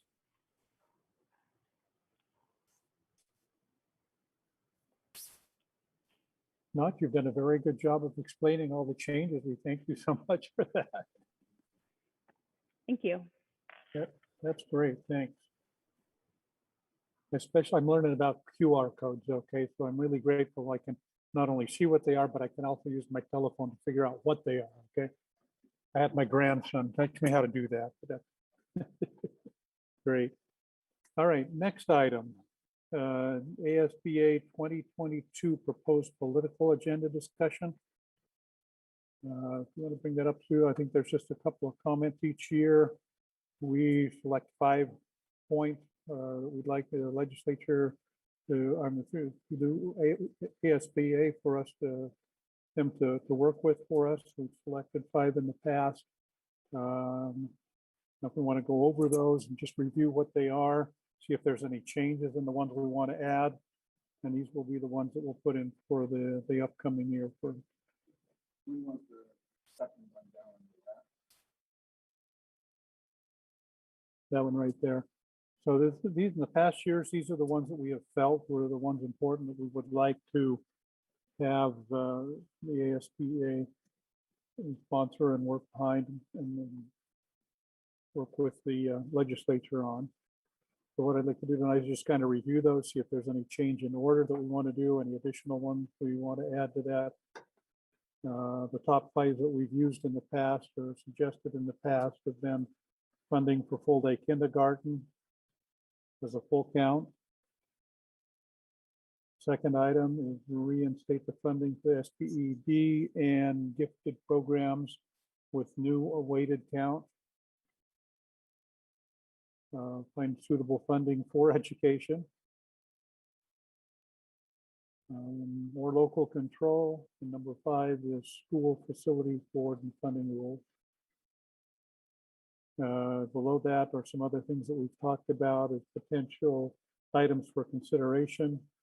Item number 1 and number 2 down there are treat everyone who issues state funds to deliver education programs the same, and then return prior year count or give all LEAs the ability to turn people away when they are at program capacity.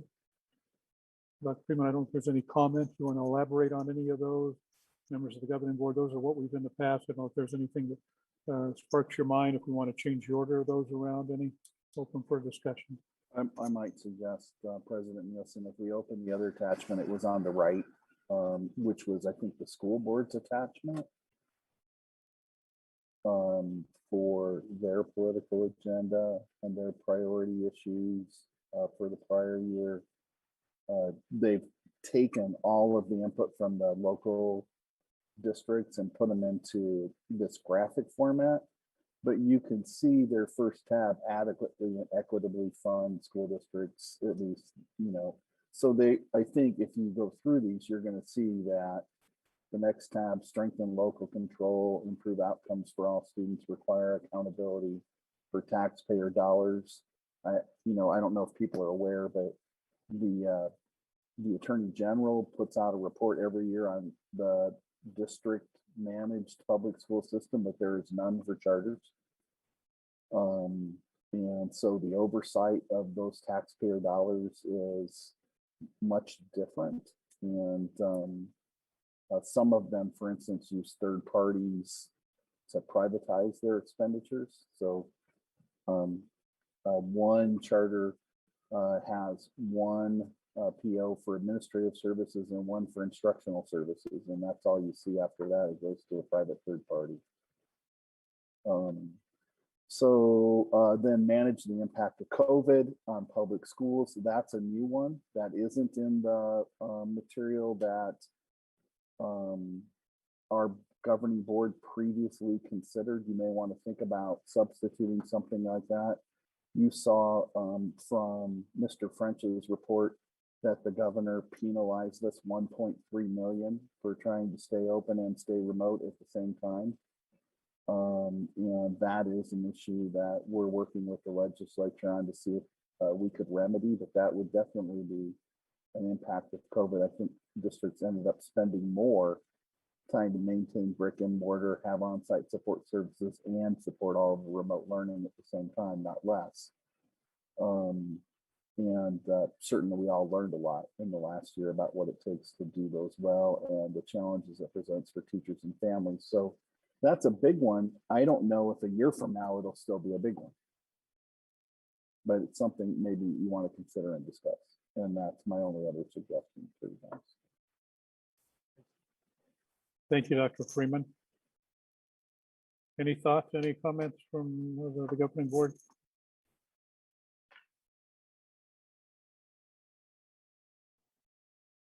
Mr. President? Please, go ahead. Thank you, Mr. President. Well, I guess my first thought is to Dr. Freeman's point. It feels like it's hard to make some of these decisions while the legislative session is still occurring, because problematic things seem to pop up pretty frequently over there. So there might be some issues that occur before the end of the session that we're not even aware of yet. And or maybe miraculously some will actually be resolved within the budgetary process. So it is a bit difficult to predict what our legislative priorities or legislative agenda should be for next year, essentially. I like the idea of somehow subbing out sustainable funding sources for schools. I feel like with the passage of Prop 208, there was some effort to create some sustainability within funding. However, the policies that have kind of been thrown up, or roadblocks that have been thrown up,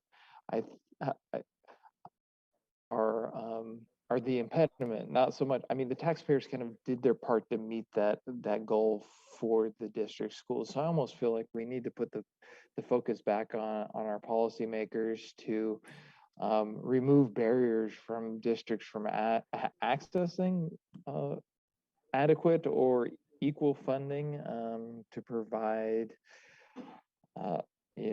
exceptional education for students. Would be just a general thought that probably needs a little bit more fleshing out. My other, and this I guess could be thought, and this has been on my mind actually quite a bit over the last week or so, is there's an effort going through right now to potentially penalize teachers up to a $5,000 fine for teaching items that are perceived to be controversial. And regardless of how you feel about that particular bill, and policymakers determine which topics are and are not controversial, the idea of fining our teachers $5,000 and the Attorney General potentially making that determination, I find to be quite reprehensible. Again, I think it's about returning control to local districts to make that determination. If there's a potential problem with the way a teacher is teaching, we have measures in place to handle that and make those types of determinations without the Attorney General potentially coming in and placing a monetary penalty on a teacher. So those are, again, maybe they're covered in kind of the broad initiatives, or broad policy items that we have been using, but those are some of the things that are on my. Thank you, John. I appreciate that very much. Yeah, I would think local control would be an important aspect right there. The punitive aspect is just chilling in a state that has a huge teacher shortage and real demand for talent. And I don't, it doesn't seem that there's an excessive amount of teacher abuse, but there might be some isolated incidents that need to be dealt with. So I'm not sure that that's going to make it all the way through the process. As to your point, it's certainly getting more scrutiny. It appears to have come from that group that puts together model laws and then passes them out to conservative legislators that they picked up late. And so it didn't have a lot of debate. But I mean, I think you make a good point in that it is a little bit overstepping local control. The other thing is, if once an attorney starts an investigation, you're obligated to respond in kind with your own resources. Imagine the amount of resources going to dig deeply into the appropriateness or the inappropriateness of somebody's comments, and it could be a lot of time and resources used to chase down something that may be a frivolous complaint even. So that's the troubling one. I agree. Any other comments, Amy or Sarah? Dr. Friedman, when do we have to have this in for ASBA? There is a deadline for us to turn this in, which I think is this month, is it not? But I think another consideration is the way this is used is these are compiled and there's a group at the School Boards Association that goes over it. And then our representative goes to the delegate assembly where the work of all of the governing boards combined is massaged into the final document. That happens, I think, in September. I thought Mr. Rader had attended that once before, and I think Ms. Southnick has too, and might speak to what happens there, what the next steps are, so people know maybe how important it is to get certain things into here, they get carried forward, and other things when you combine it with 200 school districts. If we're worried about nuanced language, may not matter by the time it gets through delegate assembly. Thank you. Is the order of this matter as well? If we put one up to the, move 4 up to number 1, does that make any difference in the way that they look at that? Or? Mr. President, I have not been to that delegate assembly. If the ranking of priorities is given consideration by School Boards Association or not, but maybe one of the members.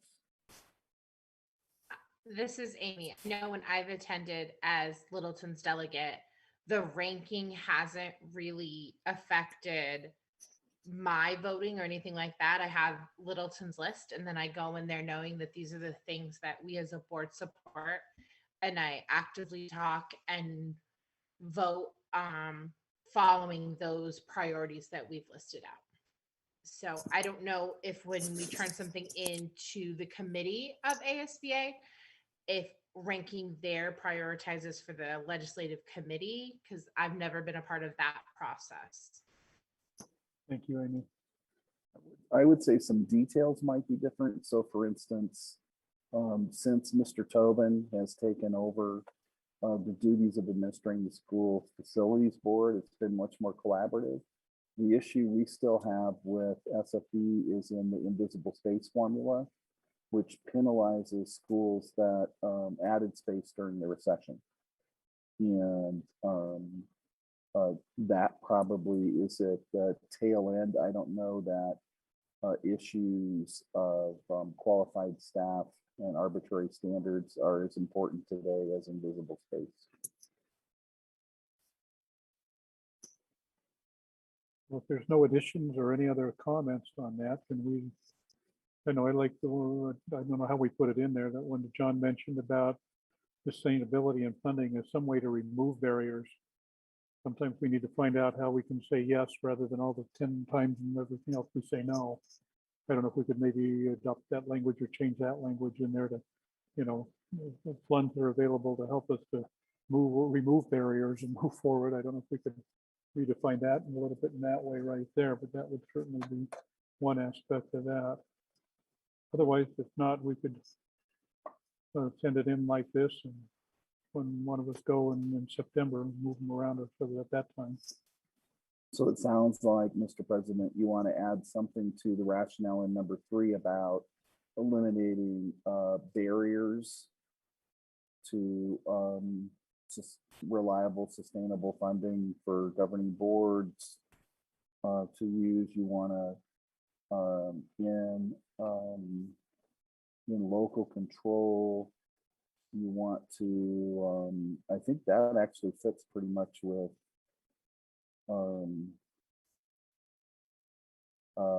the comments that were made, but you know, maybe overreach into what should be a governing board matter.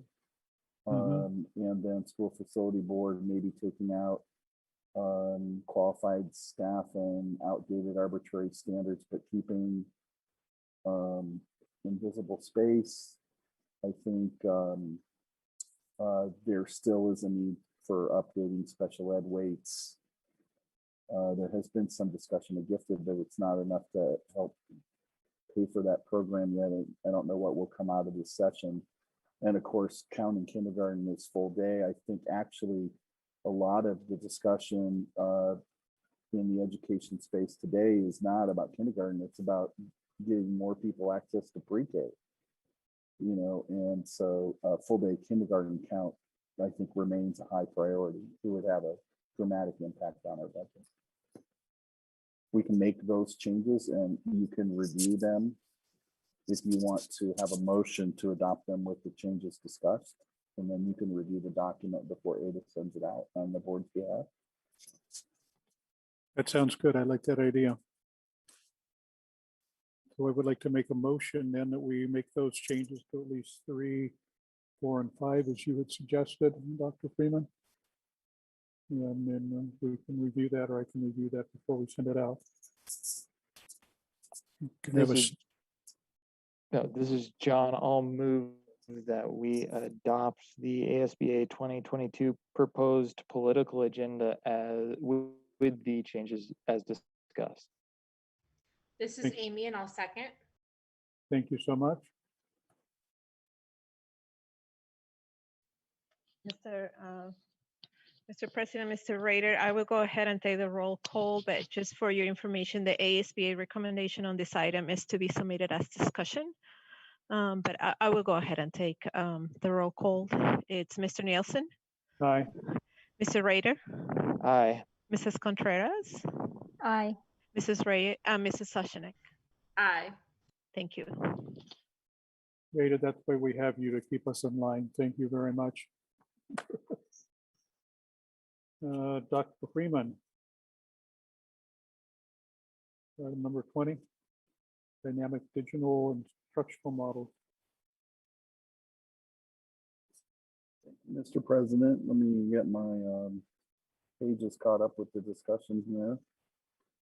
We had this as a standing item through the course of the year since the fall, looking for those golden metrics that were below 5s and 10s, and the board, the last report to the board was from the data on Thursday. If we scroll down, this item contains the same information on transmission levels as before, but what you can see is the thin green lines on this graph for Maricopa County, and in that case, illnesses and percent positivity are kind of moving together. The blue lines are the Littleton School District, and you can see that they're moving a little more erratically. The solid line is the percent positivity, and the double line is the number of illnesses. So the percent positivity, you can see on the left, starts at 5.7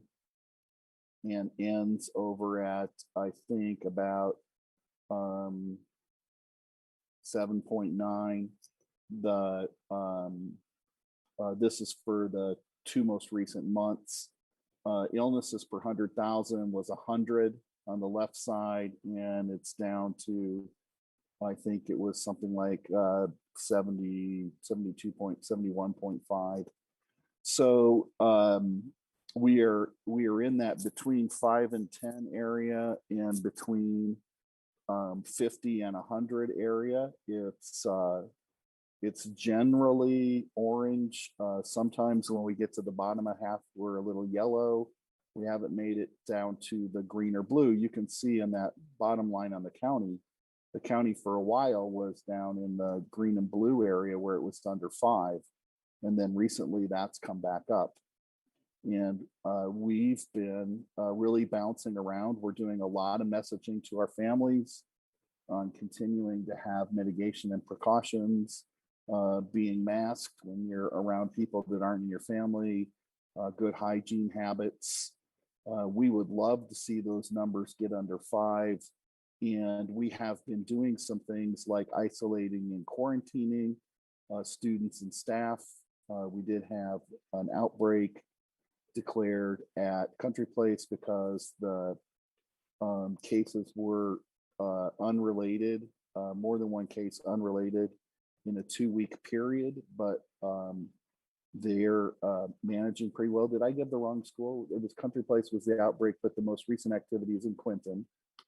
And so those are some of the strategies that we're taking to try to maintain in-person learning for those families that want it. We still have about 40% of our families that are staying remote, even though we have a very small percentage that we're requesting online learning for next year. So we think this is still a pretty fluid situation. What I had talked to you about before was the aspiration of maybe ending the school on a 5-day week. Right now, the leadership team thinks we should just stay the course where we're at without any additional changes before the end of the year, with the hopes that we could open on a 5-day week next year when we open in July. The governing board meeting next July will be 2 weeks in advance of the start of the school.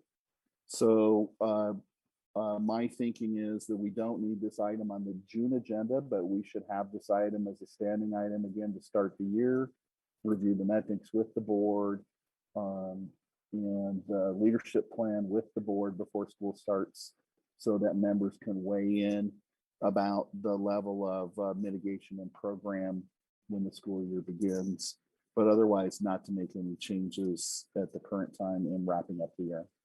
And we'd be happy to hear any discussion or difference of opinion or direction that you want to take action on.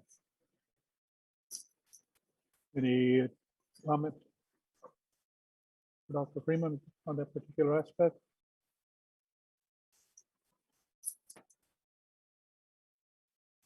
Continue as we go. No action needed then. Thank you. This last item, Dr. Freeman, item number 21, possible board meetings into May, June, and July. Would you like to take just a couple of minutes on that and talk about how that intertwines with the budget from the state and some other things like that? There are a number of things happening that are influencing the schedule of board meetings. So one of the most recent is the board did approve recommendation of Mr. Brian D'Alessio to move from Collier Principal to Director of Federal Programs, making his position open. The Human Resources Department has a schedule that would allow us to bring a recommendation to the board in 2 weeks if everything goes as planned, which isn't always within our control. The reason we would like to hurry this is because the people who are aspiring to be principals or to move become a smaller and smaller candidate pool as the spring wears on. So the longer you wait to hire a principal, the smaller the pool is and the harder it is to get good talent. So we would like to move quickly, meaning that we could have a meeting online really with pretty much a single item in 2 weeks. The board could all remote in Probably the thing that we would add would be the introduction of the Director of Human Resources, who couldn't be here tonight because of his grandmother. I think the board also approved a PIO position, which would be an important person for us to introduce to you. The other thing we would have to have on the agenda would be called to the public if we're taking action. It's in our board policy that that's included. But otherwise, a really short 1 or 2 item meeting on the 25th, if we can get that recruitment and recommendation ready. Then the other issue that we have is because the legislative session is still ongoing, the legislature has this week reached their 120-day full per diem limit, which means the amount of money they get to be in session drops off. It's a mechanism to encourage them to wrap up their work. And so they have changed their hearing schedule to just 2 or 3 days a week, with the assumption being leadership and small group meetings with members can be happening on other days. That's usually a sign that there's a super secret sheet of a budget, folded in half down one side that nobody can take out of the room conversation. And so that's generally a good sign. Now, the problem would be if they do get together on a budget, they do put it through, the governor does sign it, then the executive branch, in our case, the Department of Education, has to amend forms for the budget and get those forms out to school districts. You might remember last year we had to push the June meeting back in order to do the budget. And so we're anticipating that won't all be ready for June 8th meeting. If it is, we can hold the June 8th meeting. If it's not going to be ready, what we would propose doing is using the special meeting date, which is 2 weeks later. So 8 and 14 is going to be the 22nd of June, I think. I don't have a calendar in front of me. Essentially just moving the regular meeting back 2 weeks. It still gives us 3 weeks before the July meeting and plenty of time to advertise our budget. And so, what we'd like to do is just get a temperature check for the flexibility of the board to be able to do those things, since the budget and the signing die of the legislature is a little out of our control, and it's already getting well into May. I mean, I don't know that things would really go that fast, even after the agreement. We have to do budget reconciliation bills and feed bills and wrap up any other things that are budget contingencies. So it seems like June 8th would really be pushing it for the Department of Ed to be ready. And one thing we could do, Mr. President, if we can agree to convene on the 25th, is have an update on the progress of the legislature then and make a decision about June 8th or 22nd on the 25th. And we might know more about their progress. Thank you. Did any of you have any problems with the virtual meeting on May 25th? I do not. Thank you. No concerns. No concern. No. Let's go ahead and plan that way. And it's virtual. We can all call in on that at 10, 15, 20 minutes. And talk about June 8th then, and whether we need to move that or not. Yes. All right. There's no action needs to be taken. We just need your help planning. And I think then you have one more item. I don't have a last page. What's the last item? It's right at the very top. Yeah. Oh, item 22, motion for adjournment. Thank you. I'll move the governing board adjourn at 8:08 p.m. Thank you. This is Sarah, and I'll second that. Thank you so much. Appreciate y'all being here and participating tonight. Nielsen, Aye. Mr. Rader, Aye. Mrs. Contreras, Aye. Mrs. Soshanek. Aye. Thank you again so much, and all of those who have been with us tonight. We appreciate your time and effort being here. All right. We got done 20 minutes early. Thank you, everybody. Thank you. Have a good evening. Bye-bye. Thanks.